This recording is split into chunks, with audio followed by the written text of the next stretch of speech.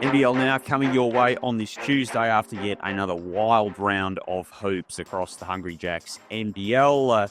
A bit of new talent on this Tuesday morning as well. You've heard her on the huddle. You've heard her on Game Broadcast. The Emmy Award winner college hooper Ariana Prather is with us. Good morning, Ariana. You're way too nice to me every single time, Joel. But thanks for having me. I'm excited to be here, and I'm excited about these topics we're going to talk about. It is an NBL that is rich and replete in storylines at the moment. That is for sure, and there's intrigue at every corner that you look.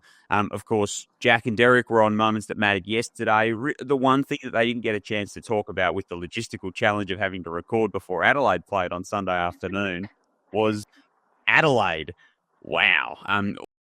Of return and a surge back toward the top six. This has been, they sit there at the moment. They're a game clear in 6 spots, 13 and 13 on the season. They've won their past 2, and all of a sudden they are clicking on all cylinders. How do you assess their ceiling? Because it seems to be the topic with Adelaide is, well, what could this team do? What are your thoughts when it comes to the 36ers? Look, I think Adelaide has had a lot of eyes on them, especially when Montrez joined the team mid-season as the injury replacement. He brought a lot of energy, and honestly, I didn't think they did as well throughout the season as they could have. Now, I'm not sure if that has to do with some of the relationship issues between coach and KD. I think that's been pretty obvious throughout the season, just their relationship not being as close as it could be. But look, I don't know what was said during that team meeting, I think 2-3 rounds ago, but whoever stood up and told their teammates to get things in line, they absolutely have done their job because they are scary. I think it was Derek Rucker that said it. They are absolutely scary right now. You do not want to see them in postseason play.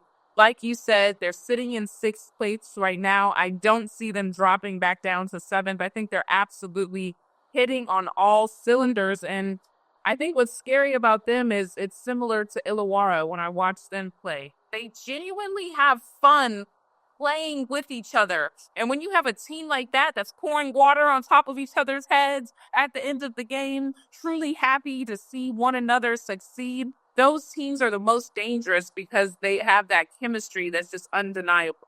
And it's been, for better or worse, they are an emotional team. So when things aren't going well, it can fall off the rails. But it probably means that when things are going well, they can really ride the wave.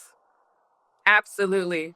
And I don't fault emotion. I actually love to see it. I'm more worried when I'm watching a team play and they don't get upset or they're not mad about losing or they're not upset when a shot doesn't go in. I mean, I think it just shows that they care, right?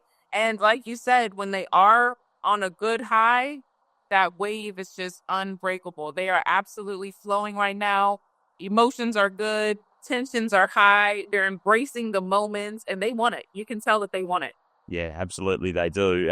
A big part of it has, of course, been Kendrick Davis, who, again, has had 2 stellar performances across the course of the weekend, and he just keeps to nudge that door to the MVP room open. Bryce is sitting in there with 4 trophies, and he tried to lock the door a couple of times, and Kendrick's just sort of putting his foot on it, making sure that Bryce is in that room alone.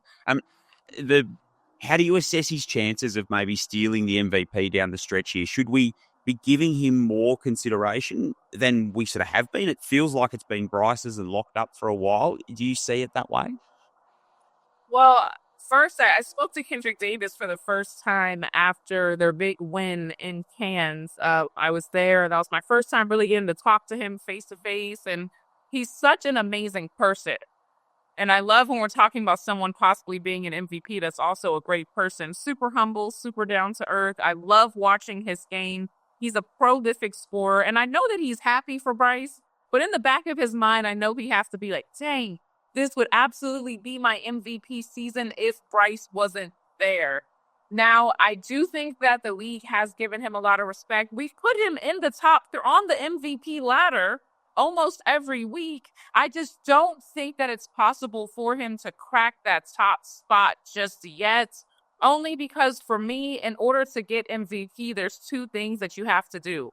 One, you obviously have to be the most valuable player for your team. Bryce. Scoring, I don't think Perth would be successful without Bryce. Same with Kendrick Davis. But how valuable are you? Do you get up the points? Are you dropping dimes, assists, rebounds, blah, blah, blah, all the stats that you need to get MVP?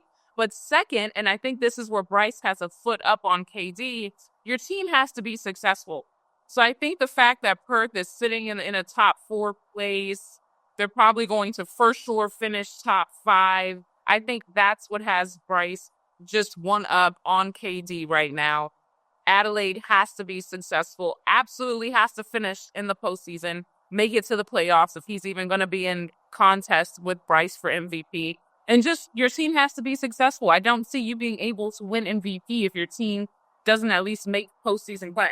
Yeah, I think Bryce will be sort of the lasting memory of the season, or at least one of them, and Kendrick Davis has still got a chance to create that for himself. So Adelaide, 3 games left, 13 and 13. Just for what it's worth, Perth sitting above them on the table, 15 and 11. So they could still be caught, and then that would make it a very, very interesting discussion.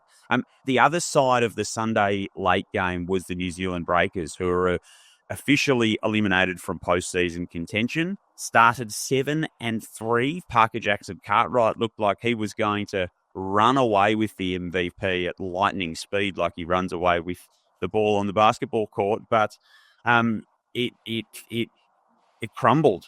It absolutely fell in a heap for New Zealand. It was an absolute capitulation. They've won twice since the FIBA break.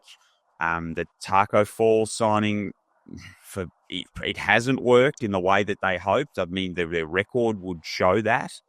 And this is a bit of a season lost for the Breakers. How do you assess where they're at right now, given where they were? I thought PJC was going to be in our conversations for MVP every single time we brought up the race at the beginning of the season. That's how good New Zealand looks. And look, I think a lot has to do with the 5-game suspension that PJC obviously had. I think Matt Mooney did really well filling in his shoes during that break. But I just don't think they've been able to click like they should since he's been back. And honestly, we talked about just that energy and that emotion when you look at certain teams like Adelaide.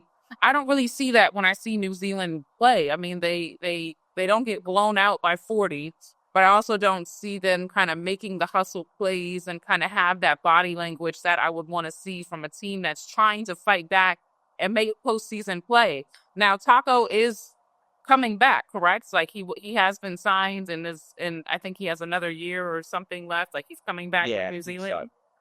So. Yeah. So I think they have time to really work with him and build him into the offense the way that he should be used. We've seen highlights and glimmers of them being able to throw it up and him keep the ball up high and score very easily around the rim. But look, I just don't think they were able to have enough time with him to really immerse him into the offense the way that he should and kind of get that flow going as well.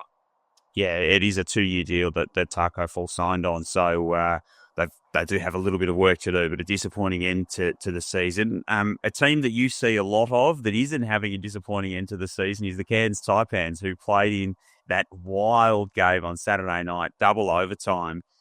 Their resurgence has been quite something from where they were at the mid-season point. What have you seen, having seen the Taipans up close so much this season? What's sort of changed in the last, say, 3 or 4 weeks with Adam Ford's team?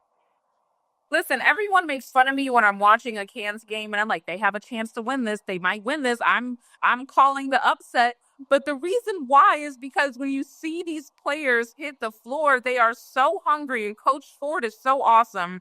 Love when you can see a coach that the players respond to. I think his press conference was big, calling out his players, then responding. I've talked to him off camera a lot just about how he goes at his guys and gives them a little bit of tough love, and they never respond with attitude. They don't try to, retaliate and not play on the court. They absolutely embrace what he's saying, and he gets so much respect from his team. I think that has a lot to do with their resurgence. And the word of the season for them has been pride, especially since they knew they would be eliminated early. Look, what are we playing for? We're playing with pride. That's what he tells his guys every week. And you see that on the court. And I love it. look, they're not in the playoff running, but they're out there to drop bombs on the ladder every single week and destroy people's seasons if they can. And I can't do anything but respect it. I love watching them play.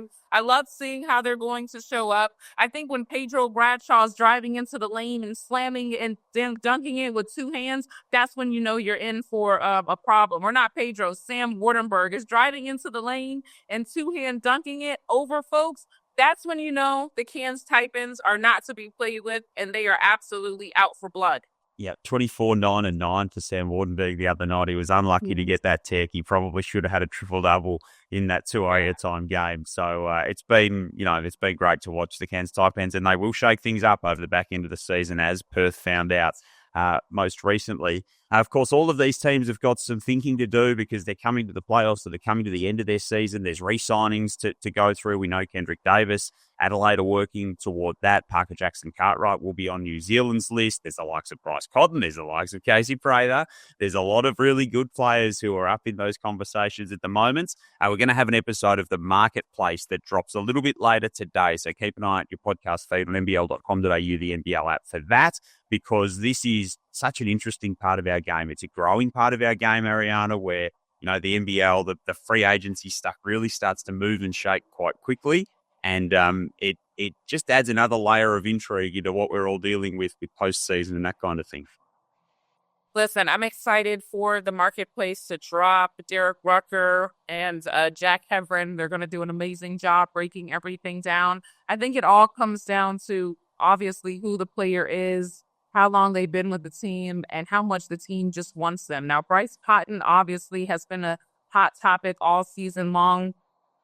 They're going to have to put up seven figures in order to keep Bryce, I think, in the NBL. I'm not sure. I'm not the GM. I play GM on my Supercoach app, and that's hard enough trying to figure out how I'm going to spend so much on this player and then what I'm going to spend on others. So I think that's going to be something that Perth and Bryce are going to have to, really, really, really work out. He's obviously been there for so long.